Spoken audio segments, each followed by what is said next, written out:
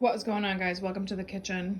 We are just finishing up with breakfast, but I grabbed this batch out of the freeze dryer. We did some oat milk. You saw me getting it in my video over on YouTube.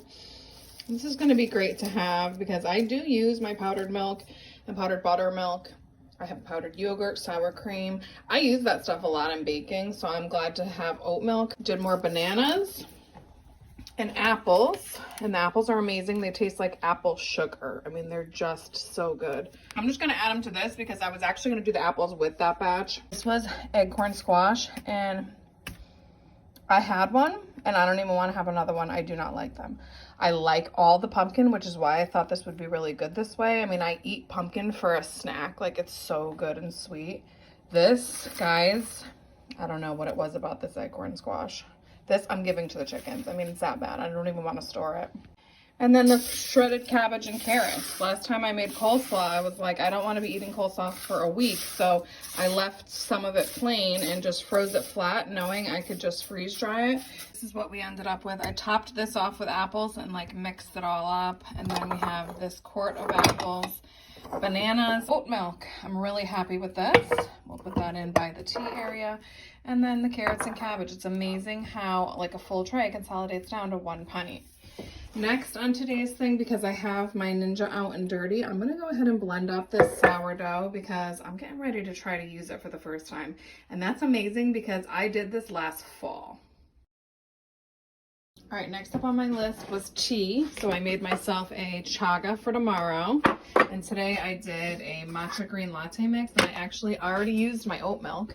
Threw a little bit of that in there. Next up is we need to water the sprouts and then get all these washed. I had dehydrated a fed sourdough a couple months ago and I ground it up today. You just saw me do that. And I'm gonna try and reconstitute some. I just literally grabbed like a heaping tablespoon, and then I did the same thing with this white whole wheat flour and some filtered water. And I'm gonna see, this is kind of like a test to see if this is gonna bubble. And I'm just gonna keep feeding this for a couple days and then we can see what happens. We're back and we are gonna get these things labeled.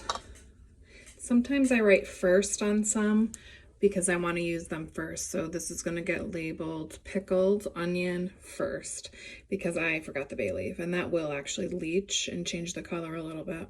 Little tip for canners: when you're pickling things, strain off that extra brine and save it, because in the spring when you get stuff in from the garden a little bit more slowly, you don't need to make a big batch of brine. You can just use this, even if you're going to just use it in the refrigerator. I've already started, but the next project I'm doing is to spruce up this little table here. I feel like my family needs a pick-me-up.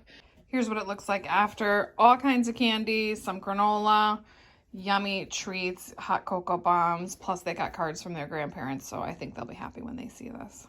We got all of the pickled onions back on the shelf, and I got some of the holes back filled in.